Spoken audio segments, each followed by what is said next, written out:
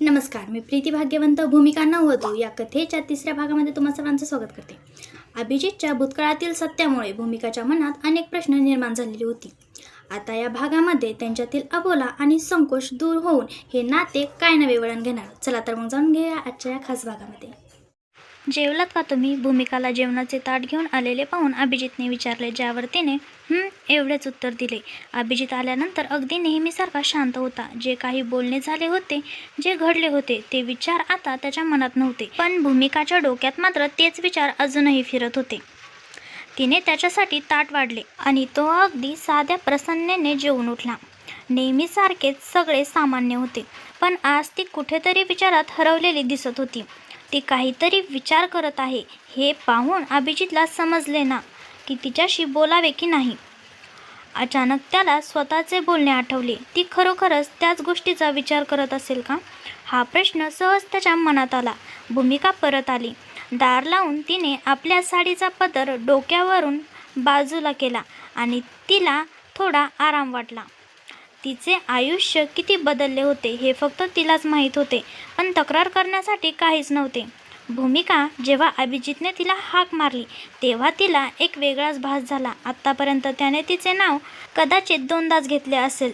खोलीत कायम शांतता असायची. तिने त्याच्याकडे पाहिले.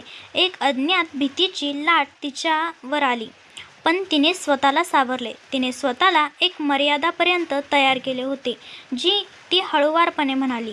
तिचे पावले जिथे होती तिथेच थांबली. बिछाण्यावर बसलेल्या अभिजितने तिच्याकडे पाहिले. इथे या. त्याची पद्धत अगदी नेहमीसारखी साधी होती, पण आजपर्यंत तो असा कधीच बोलला नव्हता. म्हणूनच तिला फार वेगळे वाटत होते. ती हळू पावले टाकत त्याच्या समोर येऊन उभी राहिली. अभिजितने तिच्याकडे पाहिले. झुकलेल्या मानेसोबत तिच्या बाहुल्या वारंवार इकडे तिकडे फिरत होत्या. काही क्षण इकडे तिकडे पाहिल्यानंतर त्याने अतिशय हळुवारपणे तिचा हात हातात घेतला. ती एकदम डचकली. ती डचकलेली पाहून त्याने तिच्याकडे पाहिले. दोघांची नजर एकमेकांना भिडली. तो हळूहळू तिचा हात सोडणार होता. आम्ही तुम्हाला काही बोललो नाही, ती अगदी हळू म्हणाली, आणि जो हात तो सोडणार होता तो तिथेच थांबला. तुम्ही जर काहीच बोलला नाहीत, असो, बसा, अभिजितने तिच्याकडे पाहत म्हटले. आज बहुधा पहिल्यांदाच ते एवढे वेळ आमने सामने होते, जेव्हा ते बोलतही होते. नाही तर त्यांच्यामध्ये जास्त बोलणे कधीच झालेच नव्हते. भूमिका खूप संकोचत होती. त्यांच्या शेजारी बसताना ती मनातल्या मनात म्हणाली, मोठा हट्ट होता ना नवऱ्याचा, म्हणजेच मला काही देणे घेणे नाही. आता आले ना वळणावर. 10 दिवस वाट पाहिली आहे त्यांची. अभिजितचे हात तिच्या हातात होते. तो काहीसा हिचकिचत होता. तितक्यात तिने हळूच आपला हात त्याच्या हातातून काढून घेतला. बोला, ती फिक्कट हसली, पण त्याला एकदाच काहीतरी आठवलं. त्याने भूमिकाकडे पाहत म्हटले, तुम्हाला कदाचित आमच्याशी लग्न करायचे नव्हते, पण परिस्थिती अशी होती. आमच्याकडे पर्याय नव्हता. तुमच्याकडे होता, तरीसुद्धा तुम्ही माझी निवड केली. एक प्रकारे उपकारच झाले. सगळे मला हेच समजवत होते. लोकांचा दृष्टिकोन परिस्थितीनुसार बदलत राहतो. अभिजितजी, घटस्फोटात पुरुषांच्या आयुष्यात आणि एक स्त्रीच्या आयुष्यात खूप मोठा फरक असतो. तुम्हाला हे समजणार नाही. आमची तुमच्याविरुद्ध काही तक्रार नाही, तिने अगदी शांत आणि थेट शब्दात न थांबता सांगून टाकले. अभिजित तिथेच थप्प झाला. त्याची नजर तिच्यावर खेळली. तिच्या शब्दांनी त्याला एक विचित्र अस्वस्थतेची जाणीव करून दिली. कोणत्याही परिस्थितीचा परिणाम कोणावर कसा होईल हे समोरच्याचे लिंग पाहून ठरवले ही काही नवीन गोष्ट नव्हती, कारण समाजाचा दृष्टिकोन असू शकतो, पण कोणावर परिणाम लिंगावरून नाही तर भावनावरून होतो हे समजणे आजही कठीण आहे. भूमिकाने सुद्धा तीच एक सामान्य गोष्ट बोलून दाखवली होती. घटस्फोट हा शब्द फक्त एक शब्द नव्हता, तर त्याच्यासाठी एक अपयश होते. त्याला यापासून लांब पळायचे होते. त्याची पहिली बायको त्याला सोडून पळून जाणे योग्य समजली. नक्कीच काहीतरी घडले असेल. अशा नजरेचा, अशा बोलण्याचा सामना तो करत आला होता. तोंडावर कोणी बोलले नाही तरी पाठीमागे बोलले जायचे. अभिजितकडे अबोल राहण्याशिवाय काही उरले नव्हते.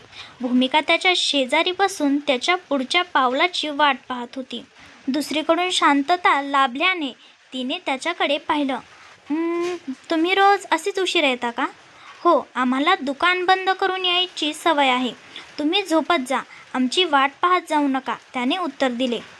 सगळ्या गोष्टी बाजूला ठेवून स्वतःला पूर्वत्व करण्याचा प्रयत्न करत त्याने तिच्याकडे पाहिले. ती आपले हात हळूहळू बिछाण्यात सावरत होती. अभिजितला त्याच्यातली कमी होणाऱ्या अंतराची जाणीव झाली. तो थोडासा खिसकून तिच्यापासून दूर झाला. भूमिकाने हळूच म्हटले, नाही बसा, विचारत होते. सवय आहे आम्हाला जागी राहायची. एक विचित्र वातावरण तयार होत होते. दोघेही जण समजून घेऊ शकत नव्हते की काय बोलायला हवे. ती काही कमी बोलणारी नव्हती, पण समोरचा माणूस जेव्हा असा शांत असतो तेव्हा माणसाने तरी स्वतःहून किती बोलावे हेच तिच्या बाबतीत घडत होते. त्याने तिच्याकडे पाहत विचारले, तुम्हाला काही सांगायचे आहे का? तो जो स्वतःच विचारात हरवलेला होता त्याने भानावर येत तिच्याकडे पाहिले आणि हळूच नाही म्हणून मान हलवली. तुम्ही झोपा. भूमिकाने एक वेगळ्याच नजरेने त्याच्याकडे पाहिले. तो स्वतःच खिसकत बिछाण्याच्या दुसऱ्या कोपऱ्याला गेला. तिने एक खोल श्वास घेतला आणि स्वतः मागे सरकत बिछाण्याच्या उशाशी टेकून बसली. करण आला नाही ना? अचानक तिला काहीतरी आठवले म्हणून तिने विचारले. जेव्हा त्याने नाही म्हणून उत्तर दिले तेव्हा अभिजितने फोन काढला. 12 वाजायला आले आहेत. यावेळी त्याला फोन कराल का? भूमिका न राहून बोलून गेली आणि तो थांबला. अतिनियंत्रणात ठेवण्याच्या प्रयत्नात नाती टिकत नाहीत. मोकळी सूट दिली तर माणूस जास्त बांधला जातो. भूमिकाने अगदी हळुवारपणे म्हटले. तो आपला फोन ठेवता ठेवता थांबला. त्याच्या चेहऱ्यावर एक सावट आले. कधी कधी बांधून ठेवणे गरजेचे होऊन जाते. तो तिच्याकडे पाहू लागला. हीच पद्धत, हेच बोलणे तिला त्याचे अजिबात आवडत नव्हते. त्याने आपला फोन ठेवून दिला होता. आता तो भावाला फोन करणार नव्हता. भूमिकाने त्याच्याकडे पाहत म्हटले, तुम्हाला वाटते का की नियंत्रणात ठेवून नाती टिकतात? माहीत नाही. त्याच्या बाबतीत आमची समज एवढी चांगली नाही, त्याने उत्तर दिले. त्याने उशी व्यवस्थित लावली आणि सरळ झोपला. त्याची नजर खोलीच्या छताकडे खिळली होती. भूमिकाला त्याचा हा हुकुमशाही स्वभाव अजिबात आवडत नव्हता. त्यातच आज त्याने जे काही सांगितले त्यामुळे ती अजूनच चिडली. दोघेही जागेच होते. अभिजितच्या डोक्यात तिचे बोलणे फिरत होते. ज्या गोष्टीमधून त्याला बाहेर पडायचे होते त्या सर्व गोष्टी पुन्हा तशाच सुरू होत्या. त्यामुळे त्याचे मन शांत होत नव्हते. त्याने कूस बदलली. जागा असलेल्या अभिजितवर नजर पडताच भूमिकाच्या मनात संकोच निर्माण झाला. ती मागे सरकू लागली होती तितक्यात तो म्हणाला, तुम्हाला बहुधा आमच्या बोलण्याचा राग आला. ती अचानक थांबली. अजिबात नाही. मग एवढ्या नाराज का दिसताय आमच्यावर? त्याने स्वतःहून बोलण्याचा प्रयत्न केला. आज तो समोरून ज्या प्रकारे प्रयत्न करत होता ते पाहून तिला नवल वाटले. ती मंद आवाजात म्हणाली, नाही, तशी काही गोष्ट नाही. ती ज्या प्रकारे उत्तर देत होती त्यावरून पुढे काही बोलणे त्यालाही कठीण वाटू लागले आणि आता इच्छा असूनही तो काही बोलू शकत नाही. पुन्हा एकदा शांतता पसरली. ती कूस बदलणार होती. आम्हाला तुम्हाला तुमचा भूतकाळ आठवून द्यायचा नव्हता. आमच्या बोलण्याचा राग आला असल्यास क्षमस्व. तुम्हाला वेळ हवा असेल एवढेच सांगायचा आमचा प्रयत्न होता. त्याने इतक्या साधेपणाने सांगितले की इच्छा नसतानाही ती त्याच्याकडे पाहू लागली. अभिजित गंभीर, कमी बोलणारा माणूस होता, पण त्याचे विचार आणि त्याची समज वेगळी होती. ती त्याच्याबद्दल काहीच जाणत नव्हती, पण आज तो जसा बोलून गेला होता ते तिला आठवले नव्हते. तरीही आता समोर त्याने स्वतःहून माफी मागितली होती. योग्य बोलत होतात तुम्ही. सहमत आहे आम्ही तुमच्या मुद्द्याशी. अचानक लग्न होणे म्हणजे आयुष्यात पुढे निघून जाणे असे होत नाही, ती म्हणाली. तेव्हा कूस बदलणारा अभिजित थांबला. त्याने तिच्याकडे पाहिले. तो आपल्याकडे पाहतोय हे लक्षात येताच तिने आपली नजर दुसरीकडे वळवली. तसे वाईट वाटणार नसेल तर एक गोष्ट विचारू का? काही क्षण विचार केल्यानंतर तिने विचारले. ज्यावर तो म्हणाला, वाईट वाटले तरी विचारून घ्या, नंतर त्रास होईल. त्याच्या उत्तर देण्याची पद्धत तिला रुचली नाही, पण त्याने हा विषय ताणला नाही. तुम्ही आमच्याशी लग्न का केले? तुम्ही इच्छित नव्हता तर नकार द्यायचा होता. तुमच्याकडे पर्याय होता. तुम्ही नकार देऊ शकत होतात. मान्य आहे की घटस्फोटानंतर पुरुषाला पुढे जाणे सोपे नसते, पण इतक्या लवकर? तिला तो प्रसंग आठवला जो तिच्या मामाने तिला सांगितला होता. सासूबाईचा दबाव होता आणि त्याला खरंच नकार द्यायचा होता, पण सर्व बाजूनी त्याला ऐकावे लागले होते. त्या मुलीबद्दल जसे बोलले जात होते फक्त तेच कारण होते ज्यामुळे तो तयार झाला होता. निवडण्याचे स्वातंत्र्य तुमच्याकडेही होते, नव्हते? नाहीतर मी बोलता बोलता ती थांबली. त्याने तिच्याकडे एक नजर टाकली. नाहीतर आम्हाला निवडलेच नसते. समजतो आम्ही. भूमिकाला विचित्र वाटले. तसा अर्थ नव्हता आमचा. तुमचा प्रामाणिकपणा आम्हाला आवडला. अभिजितने तिच्याकडे न पाहताच म्हटले. मग डोळ्यावर हात ठेवत तो पुन्हा म्हणाला, घटस्फोट झाला होता. लग्न कधी ना कधी करायचे होते. केले बस. त्याचे उत्तर असे होते जणू काही मोठी गोष्ट नव्हती. भूमिकाने त्याला अशा स्थितीत पाहून पुढे काही म्हटले नाही. पण त्याचे बोलणे ऐकून ती विचार करू लागली. त्याच्यासाठी आपल्या घटस्फोटातून बाहेर पडून लग्न करणे किती सोपे होते. आणि तरीही त्याच्या आईला वाटते की सर्व दोष फक्त त्या मुलीचाच होता. एक हाताने थोडी टाळी वाजते. काहीतरी कमतरता तर नक्कीच असेल. या काही दिवसात तो जसा होता त्यावरून ती त्याच्या कमतरता समजत होती. जो माणूस वेळच देऊ शकत नाही, व्यवस्थित बोलू शकत नाही, त्याच्यासोबत कदाचित ती स्त्री नाते निभावू शकत नसेल. असू शकते की ती चुकीची असेल, पळून गेली होती. पण हा पूर्णपणे बरोबर असेल का? नाही.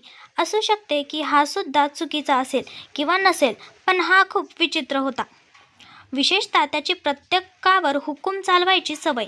मग तो भाऊ असो किंवा इतर कोणी. हो, तो कमवत होता म्हणून निर्णय तोच घेणार. हा त्याचा स्वतःचा विचार होता. ज्या विचारात हरवून आता तिच्या डोळ्यातील झोप उडून गेली होती. पण तो मात्र आरामात झोपी गेला होता. हे छान आहे. स्वतः तर पूर्ण बोलल्याशिवाय झोपून गेला आणि आता आम्ही जागे राहणार. ती त्याच्याकडे पाहून मनातून खूप चिडली आणि साडी झटकून तिने कूस बदलली. तिच्या साडीचा पदर त्याच्या चेहऱ्यावर लागला. अभिजितने डचकून डोळे उघडले. झोपेने भरलेल्या डोळ्यांनी त्याने तिच्याकडे पाहिले आणि त्याच क्षणी भूमिकाने पुन्हा कूस बदलली. त्याचे डोळे उघडलेले पाहून ती थांबली.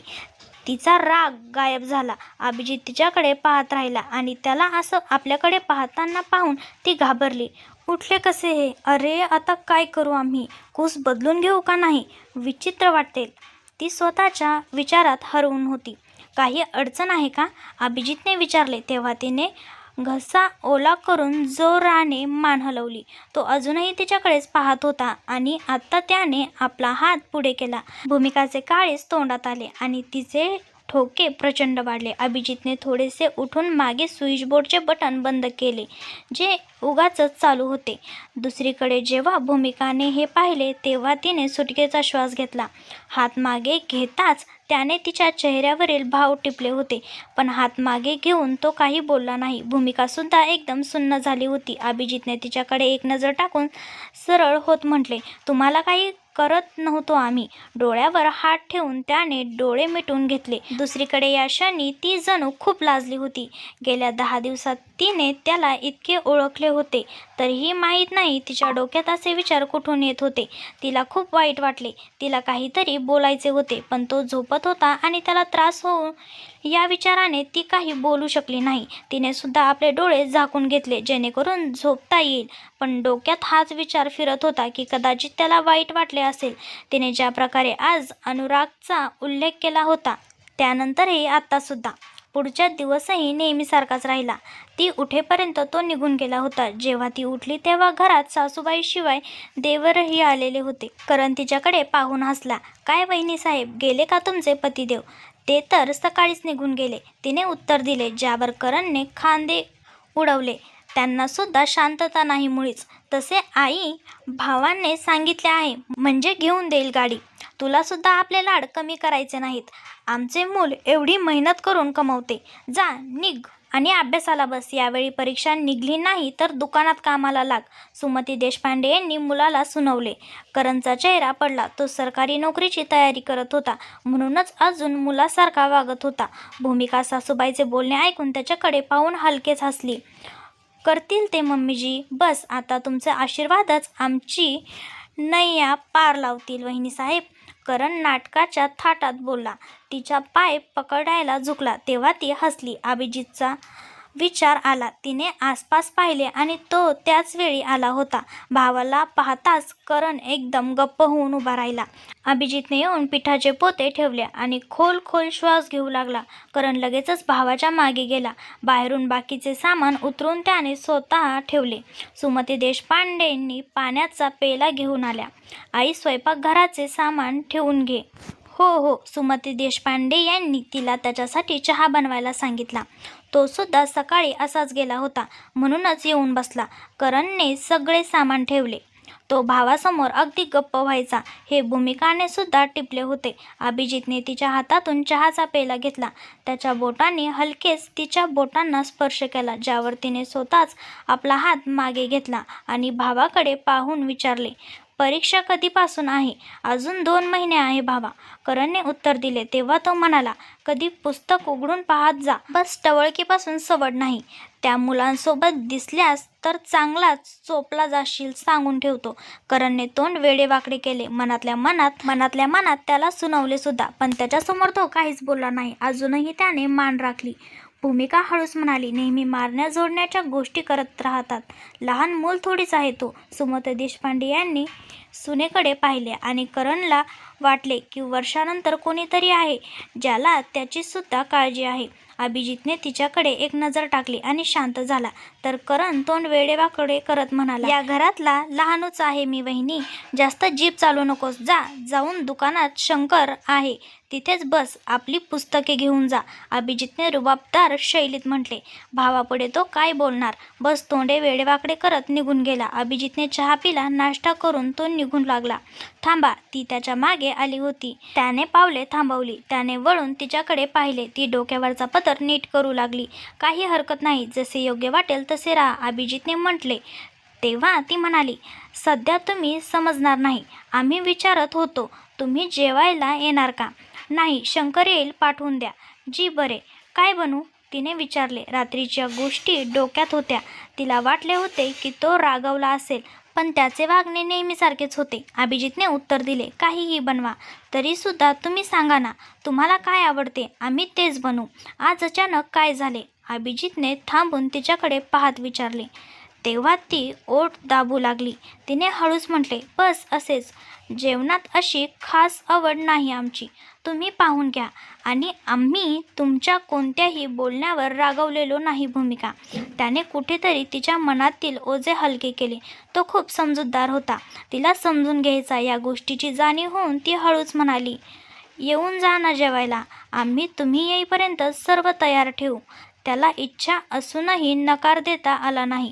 तो तिथून निघून गेला आणि भूमिका त्याला जाताना पाहून स्वतःशी म्हणवली, बनतात खडूस. अभिजितबद्दल विचार करत ती आत आली. सासूबाई जवळ येऊन विचारू लागली. तेव्हा त्या हसत म्हणाल्या, जेवणात नखरे करत नाही तो. जे बनवून देईल ते शांतपणे खातो. भेंडी ठेवली आहे, बनव, आवडीने खाईल. तिने मान हलवली. तेव्हा त्या म्हणाल्या, काय आहे ना, त्याचे बाबा गेल्यानंतर खूप मेहनत करावी लागली त्याला. शिक्षणसुद्धा सोडावे लागले दोघांमुळे. काव्याचे लग्नसुद्धा करून दिले. एक पैसे तिथेच जोडले आहे. आज हा छोटू 24 वर्षाचा झाला, अजूनही परीक्षा देतोय. त्याने तर या वयात पूर्ण घर सांभाळले होते, त्यामुळे फरमाईश करायला विसरूनच गेला. मुलाबद्दल बोलताना त्यांच्या डोळ्यात एक वेगळीच उदासी आली आणि ती जणू त्यांच्याबद्दल हे सर्व पहिल्यांदाच जाणत होती. तो तिच्या सांगण्यावरून आला होता हे पाहून तिला बरे वाटले. अभिजितसाठी जेवायचे ताट घेऊन ती आली. तिने ताट ठेवले तेव्हा त्याने तिच्याकडे पाहिले. आज तिची ऐट काही वेगळीच वाटत होती. ताट वाढून ती तिथेच उभी राहिली. आई कुठे आहे? त्याने विचारले, ज्यावर तिने उत्तर दिले, सध्या झोपायला गेल्या आहेत आणि करण अभ्यास करतोय. तिने जाणून बुजून त्याच्याबद्दल सांगितले. अभिजितने तिच्याकडे पाहिले आणि म्हणाला, तुम्ही सुद्धा खाऊन घ्या, आम्ही नंतर खाऊन घेऊ. आपले म्हणणे ऐकायचा हट्ट आहे की काय? समोरच्याचे ऐकायचे नाही, अभिजितने अगदी सख्त स्वरात विचारले, ज्यावरती काहीशी ओशाळली. आम्ही तर फक्त म्हटले होते की या हट्ट कशाला ऐकाल, आणि तुम्ही काही ऐकणाऱ्यापैकी नाही आहात. अभिजितने मान वर करून तिच्याकडे एक नजर टाकली. सोबत जेवणार नसाल तर दुसरी ताटली घेऊन या. 2 माणसाचे जेवण एका ताटात जेवण्याची सवय नाही आम्हाला. ती एकदम गडबडली. सोबत जेवणार म्हणजे काय? बसा ना. ती अजूनही उभीच आहे हे पाहून तो म्हणाला. तर ती घाईघाईने स्वयंपाकघराच्या दिशेने गेली. अभिजितने हलकेच मान हलवली, जणू काही काळ्या पाण्याची शिक्षा सुनावली आहे असं आव्हान आणलंय. जेवण झाल्यानंतर भूमिका स्वयंपाकघराकडे वळाली. निघतो आम्ही, त्याचा आवाज आला तेव्हा तिने मान वळून त्याच्याकडे पाहिले. आत्ताच तर जेवलात, थोडा आराम. नाही, निघतो आम्ही, त्याने सांगितले आणि तो निघून गेला. आज तो घाईत वाटत होता, म्हणूनच ती इच्छा असूनही काही बोलू शकली नाही. स्वयंपाकघरात येऊन तिने भांड्याच्या घाणीत भांडी ठेवली. सासूबाईंनी सांगितलेली गोष्ट तिच्या डोक्यात फिरत होती. तिला अभिजितबद्दल फारसे काही माहीत नव्हते.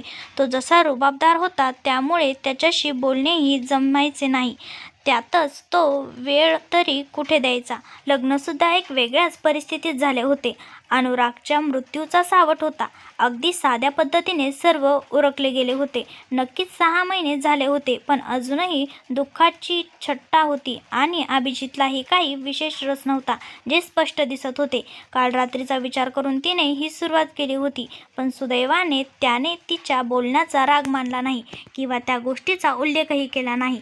आपले काम संपून ती आपल्या खोलीकडे जाऊ लागली, पण तितक्यात तिची नजर करणच्या खोलीवर पडली. त्याला अभ्यास करताना पाहून ती स्वतःशी म्हणाली, पुन्हा म्हणतील अभ्यास करत नाही.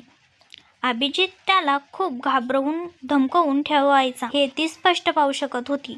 त्याच्यात थोडे बालपण होते, पण तो भावाचे प्रत्येक म्हणणे ऐकायचा. एवढा मार खाऊनही तो त्याच्याविरुद्ध काही बोलला नाही. ती आपल्या खोलीत आली. इथे आल्यापासून तिने तिचा दिनचर्या खूप बदलला होता, पण ती तरी काय करणार होती. तिने जे पाहिले होते, जे शिकले होते, जे तिला शिकवले गेले होते, ती फक्त तेच करत होती. अभिजित तिच्या आयुष्यात अचानक आला होता. अनुरागच्या मृत्यूचा धक्का कित्येक दिवस राहिला होता, पण सगळ्यांनी तिला समजावले होते की तिने आयुष्यात पुढे गेले पाहिजे. ती सुद्धा तोच प्रयत्न करत होती. त्या दिवशी त्याने ज्या प्रकारे अनुरागचा उल्लेख केला होता ते तिला आवडले नव्हते. एकतर स्वतःबद्दल काही सांगत नाही. विचार करता करता ती स्वतः जणू गुंतागुंतीत पडली. तिने तरी कुठे प्रयत्न केला होता त्याबद्दल जाणून घेण्याचा. या गोष्टीची जाणीव झाल्यावर पुन्हा एकदा सुमती देशपांडे यांनी सांगितलेली गोष्ट आठवू लागली. मान्य आहे की जबाबदार माणूस आहे, पण थोडे लक्ष तर स्वतःवरही देऊ शकतो ना. करणच्या मागे हात धुवून लागलेला असतो. तो तर किती आदर करतो यांचा. तिने जे पाहिले होते आणि जे पाहत होती त्या हिशोबाने ती विचार करत होती, जे काही चुकीचे नव्हते. करण संध्याकाळच्या वेळी घरातून बाहेर पडला आणि काही वेळाने परत आला. बहिणी, कचोऱ्या आहेत? काढून दे ना गं, खूप भूक लागली आहे.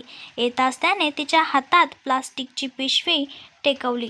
भूमिकाने त्याच्याकडे पाहिले आणि मग स्वयंपाकघरात गेली. सुमती देशपांडे यांनी मुलांना विचारले, अभिजित होता का दुकानात? हो होते. काही काम होतं का? करणने विचारले, ज्यावर त्या येणाऱ्या सुनेकडे पाहून म्हणाल्या, यांना घेऊन जातील, काही साड्या घेऊन येतील. काय आई, तू पण यार लागते का मी तुझा? थांब सांगते तुला. सुमती देशपांडे यांनी डोळे वटारले आणि आईचा राग पाहून तो म्हणाला, अरे म्हणजे माताश्री, भावाला सांगा ना, त्यांच्या आवडीची साडी घेऊन येतील. छान होईल ना. कशाला मेहनत करायची? अभिजितला सांगू. पण मम्मीजी, मला नाही घ्यायची, अजून भरपूर साड्या आहेत, ती हळूच म्हणाली. तेव्हा त्या हसल्या. बाळा, आमच्यात वट सावित्री असते, त्यात देतात, समजली ना. काय वहिनी, तू पण घेऊन टाक, जे मिळतंय ते लुटून घे, नाहीतर खूप कंजूस आहेत हे मायलेके. करणने तिच्या हातातून कचोरीची प्लेट घेऊन म्हटले आणि तिला आपल्याजवळ बसवून घेतले. तो खूप मनमिळाऊ खोडकर स्वभावाचा होता. भूमिका त्याच्याकडे पाहून हसली. नेहमीसारखा तो रात्री उशिरा आला नाही. आज तो जेवायच्या वेळेतच आला होता. जेवण करून तो परत गेला, ज्यानंतर तो आपल्या ठरलेल्या वेळेत आला आणि आज अपेक्षा होती की ती जागे नसेल. तिला जागे पाहून क्षणभर त्याची पावले थांबली. मग आत येत तो म्हणाला, तुम्ही वाट पाहायला नको होती. ते बोलता बोलता ती रेंगाळली आणि शांत झाली. अभिजितनेही काही विशेष म्हटले नाही. तो हात तोंड धुवून स्वच्छतागृहाकडे कपडे बदलून परत आला. त्याने टॉवेल ठेवला तेव्हा ती उठून म्हणाली, द्या, आम्ही वाळत घालतो, ओला राहील. अभिजितच्या हातातून टॉवेल घेऊन ती बाहेर पडली. त्याला सहज सोप्या अवतारात पाहून अभिजितलाही थोडा दिलासा मिळाला. त्याने कपाट उघडले. त्याच्या कपाळावर आड्या आल्या. पुढच्या क्षणी काहीतरी विचार करून त्याने लांब श्वास घेतला. कपाट बंद केले. तो वरती आली. आम्ही ते भूमिका शब्द जुळवण्याचा प्रयत्न करत होती. तितक्यात त्याने सरळ स्वरात म्हटले, आम्ही सांगितले होते ना तुम्हाला, आम्हाला कोणत्याही बोलण्याचा राग आलेला नाही. तुम्ही जास्त विचार करत आहात. अभिजितचा गंभीर अवतार मन शांत करून गेला. खोलीत शांतता होती. ती मोडत तिने विचारले, आज लवकर आला होता तुम्ही का? जेणेकरून तुम्ही वाट पाहत बसू नये. त्याने उत्तर दिले, जे ऐकून ती त्याच्याकडे पाहतच राहिली. का? आम्ही तुमची वाट पाहतो. तुम्ही तसे सांगितले नाही, पण कदाचित आम्हाला आवडत नाही. तिने उत्तर दिले. तिला हेच वाटले की तिने त्याची वाट पाहण्यात जागे राहावे ही गोष्ट अभिजितला आवडत नाही आणि तिचे बोलणे ऐकून त्याने तिच्याकडे एक नजर टाकली. तुम्हाला विनाकारण त्रास होतो. आम्ही रात्री वेळेवर येऊ. न थांबता बिछाण्यावर येऊन त्याने थोड्या अंतरावर ठेवलेल्या टेबलवरून आपला फोन उचलून काहीतरी पाहिले. त्याच्या कपाळावर आड्या आल्या. स्वतःला सावरत आणि थोडे नेहमीसारखे होत त्याने टेबलवर फोन परत ठेवला आणि बसत म्हणाला, आम्ही तुम्हाला उद्या फोटो पाठवून देऊ. पाहून घ्या कोणती साडी घ्यायची ते. तुम्हाला जी योग्य वाटेल ती, भूमिकाने उत्तर दिले. हे ऐकताच त्याची नजर सहज तिच्याकडे वळाली. तुम्हाला आवडत नाही मग दुसऱ्या कोणाला देऊन टाकाल. त्यापेक्षा तुम्हीच पाहून घेतलेले बरे. त्याने हे का म्हटले हे समजायला तिला वेळ लागला नाही. तिने तोंड वेडेवाकडे केले. ती स्वतःच त्याच्याकडे आली आणि आपल्या जागेवर बसून तिने उत्तर दिले. आवडली नाही म्हणून नाही दिली. काव्याला काही ना काही द्यायचे होते. आम्ही काही दिले नव्हते म्हणून देऊन टाकली. बस. त्याने उत्तर दिले. जुन्या गोष्टी डोक्यातून काढून टाकणे सध्या त्याच्यासाठी कठीण होते. आपल्या लग्नानंतर त्याने जितक्या गोष्टी पाहिल्या होत्या त्या त्याच्या मनात वारंवार येत होत्या. त्याला भूमिकाची तुलना कोणाशीही करायची नव्हती, पण डोक्यात तेच विचार होते. भूमिका त्याच्याकडे पाहू लागली. त्याच्या शांत राहण्याने तिला चीड निर्माण होऊ लागली होती, पण यावेळी ती काही बोलणेही योग्य वाटत नव्हते. नाहीतर त्याला पुन्हा अनुरागची आठवण आली असती. तिला अनुराग आठवला. त्याच्याशी तिचे लग्न होणार होते. ती त्याला पसंत करायची असे नाही, पण ठरवून केलेले लग्न अरेंज मॅरेज होणार होते. घरातील लोकांच्या पसंतीने सर्व ठरले होते. हळूहळू बोलणे वाढले. ते दोघे एकमेकांना समजून घेऊ लागले होते. अनुराग एक चांगला समजूतदार मुलगा होता. ती सुद्धा त्याला पसंत करू लागली होती. एक आपुलकी निर्माण झाली होती. ती वाढू लागली होती आणि अचानक सर्व संपले. त्याच्या मृत्यूने तिलाही धक्का बसला होता, ज्यामुळे तिनेही शांत राहणे पसंत केले होते. 6 महिन्याच्या या काळात तिचे अभिजितशी कधी व्यवस्थित बोलणे झाले नव्हते, कारण दोघांपैकी कोणीही प्रयत्न केला नव्हता. पण लग्नानंतर जेव्हा ते एकत्र आले तेव्हाही त्यांचे वागणे तसेच होते. म्हणूनच ती चिडतही होती. शांततेत कितीतरी क्षण निघून गेले. तो कशाही असला तरी काही बोलणार नाही असा विचार करून तिने त्याच्याकडे पाहिले. तुम्ही घटस्फोट का घेतला आणि जो स्वतःच विचारात हरवलेला होता तो एकदम या प्रश्नाने सर्व पुन्हा आठवू लागला. तिच्याकडे एक नजर टाकून त्याने उत्तर दिले. नाते निभावू शकलो नाही. म्हणजे मम्मीजी म्हणाल्या त्या. बोलता बोलता ती गप्प झाली. अगदी त्या क्षणी दोघांची नजर एकमेकांना भिडली. संकोचतेने नजर चोरली आणि अभिजितला त्या क्षणी जाणीव झाली की ती त्याच्याबद्दल जाणून घेऊ लागली होती. आमच्यासोबत ती राहू शकली नव्हती. आम्ही तिच्या हिशोबाने योग्य नव्हतो. लग्नाच्या काही महिन्यानंतर ती कंटाळली आमच्या घराला आणि आम्हाला. त्याने सांगितले. त्याला सांगायचे नव्हते, पण जाणून घेणे तिचा हक्क होता. आणि शेवटी तो किती काळ तिच्यापासून पळणार होता. कधीपर्यंत तो पळत शांत राहणार. ती त्याच्या आयुष्यात ज्या नात्याने आली होती ते सर्व जाणून घेणे तिचा हक्क होता. तिला माहीत होते मग काय लपवणार. भूमिकाने जेव्हा हे ऐकले तेव्हा ती सासूबाईंनी सांगितलेली गोष्ट आठवू लागली. न राहून ती विचारून बसली. जर ती पळून गेली नसती तर तुम्ही घटस्फोट घेतला नसता. अभिजितला वाटले जणू कोणीतरी दुसऱ्या नसेवर हात ठेवला आहे. हीच गोष्ट त्याला ऐकायची नव्हती जी आज तो तिच्याकडून ऐकत होता. त्याने घटस्फोट न घेण्याचा पूर्ण प्रयत्न केला होता आपल्या बाजूने, पण तरीही तो ते नाते वाचवू शकला नव्हता. कदाचित हो, अभिजितने सुन्न स्वरात उत्तर दिले. ती त्याच्याकडे पाहत राहिली. तिच्याशी बोलायचे होते, पण तो ज्या प्रकारे उत्तर देत होता त्यावरून पुढे काय बोलावे हे तिला समजेना. अभिजित तिच्यापासून वाचून पाहत होता. त्याने उशी ओढली आणि आपल्या जागेवर झोपला. डोळे झाकण्यासाठी त्याने बाहू डोळ्यावर ठेवला की ती म्हणाली, करण मेहनत करतोय, तुम्ही नेहमी त्याला ओरडत जाऊ नका. तो थांबला. त्याने मान वळून तिच्याकडे पाहिले. तिचे करणबद्दलचे वागणे मृदू होते. खोल श्वास घेऊन त्याने नजर पुन्हा वर छताकडे टिकवली. भूमिकाने तोंड वेडेवाकडे केले. आता या माणसाला काही बोलायलाच नको. ती चिडून कुस बदलून झोपणार होती की तिच्या हातावर त्याचा हात आला आणि ती एकदम डचकली. तिने पाहिले अभिजितने तिच्याकडे कुस बदलली होती. तो तिच्याकडे पाहत होता आणि हात तिच्या हातावर तसाच होता. तिला संकोच वाटू लागला. घसा कोरडा पडू लागला.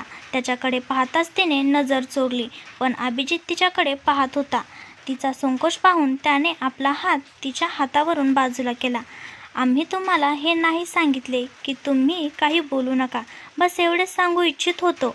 करणला मारायची हौस नाही आम्हाला, त्याने चुका करू नये एवढेच वाटते. जरा निष्काळजी आहे तो, अभिजितने साध्या स्वरात म्हटले आणि थोडा मागे सरकला. भूमिकाने रोखलेला श्वास सोडला. तर मित्रांनो, अभिजितचे हे वेगळे रूप भूमिकाच्या मनातील शंका दूर करेल का? पुढे नक्की काय घडणार हे पाहण्यासाठी या कथेचा पुढील भाग नक्की बघा. कथा कशी वाटली हे मला कमेंटमध्ये नक्की कळवा. व्हिडिओ आवडला असेल तर लाईक, शेअर आणि माझ्या मराठी कथा या चॅनलला सबस्क्राईब करायला विसरू नका. मी प्रीती भाग्यवंत तुमची रजा घेते. तोपर्यंत पाहत राहा भूमिका नववधू.